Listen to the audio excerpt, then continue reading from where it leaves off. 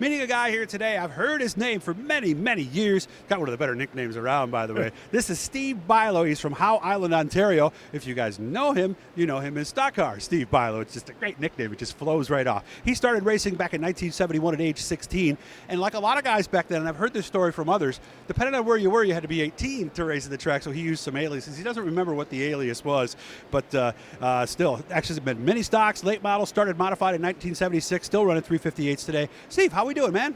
I'm doing fine. I've never met you before. What are you doing down here? Is this vacation, or do you always come to this event? I try to make every event I can down here. So how was this past season? It was season number, let me see, this would have been 52? 50. How was it?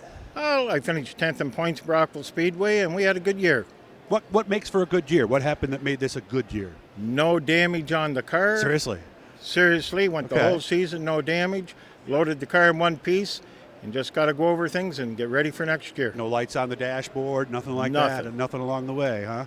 I had one of the best years I ever had. How many times did you get out? Because Brockville ran, about a dozen, 15, something like that? I'm not sure. Was it 8 or 9? Okay. Something like that, maybe 10. What was your best finish at Brockville this past year? I'm trying to think of that one. I got 10th one night. Okay. But I'm usually in the back end of the feature. I just go for fun. Okay.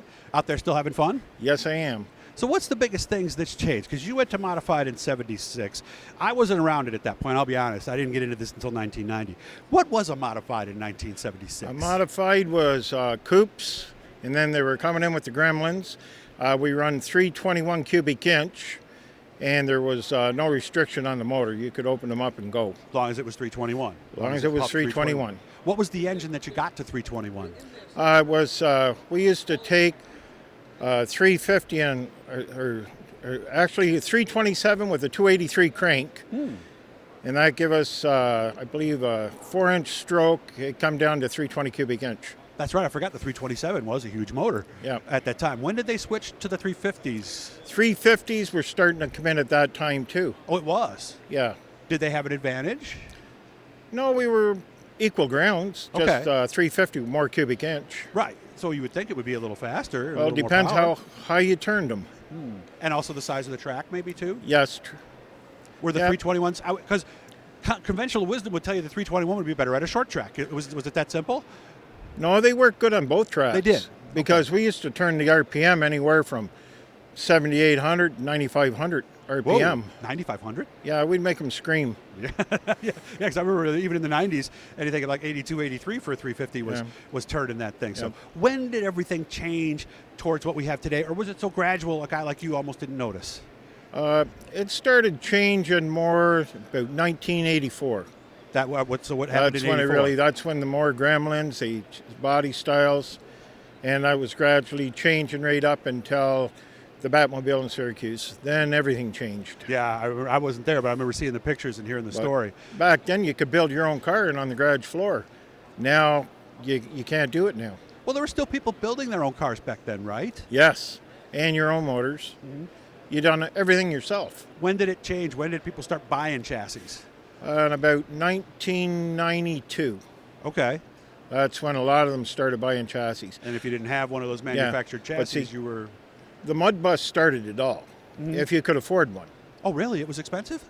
Well, I could build one cheaper at home than build a mud bus. Okay, and when was that, late 80s, mid 80s? 82, I believe. 82 or 84, he came out with a mud bus. And did these mud buses They dominated. They did, huh? Yeah.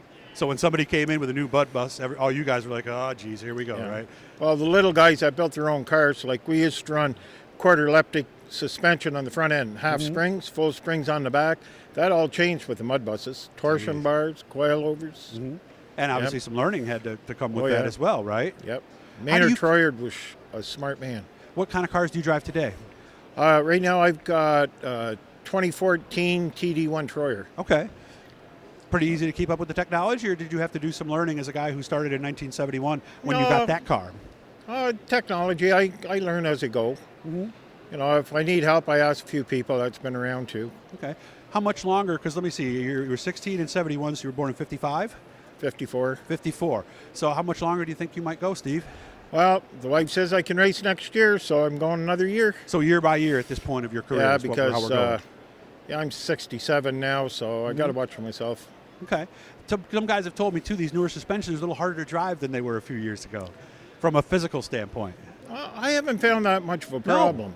No. Okay. Well, maybe you're just in such good shape you didn't notice, right? Well, From all old those school, years, we right? didn't have a lot of the power steering, and we didn't point. have a lot of the stuff they got now. Like the way the cars are now, to me, with the power steering, if the car's handling right, it's a piece of cake. But if it's not working right, it's a chore. Okay. So where are we coming back? To Brockville next year? Yes, I'm going to run Brockville, Can-Am, Oh, good. some races. And hopefully I'm going to hit the odd Cornwall show. I'll go wherever I can go and what I can afford. Well, it's nice to finally have a face to go along with this, Steve. Congratulations on a great career. I've always wanted to meet you. I've never had a chance to do that. So I'll make sure I see you this year at the racetrack. We'll do something else at the track, man. But thank you for trusting me and doing this with me. I really appreciate it. Well, thank you. Hit that blue E down in the corner, guys. That'll subscribe you. And every time we're talking to somebody really cool, Steve, enjoy the rest of the show, sir. Thank you. Thank you.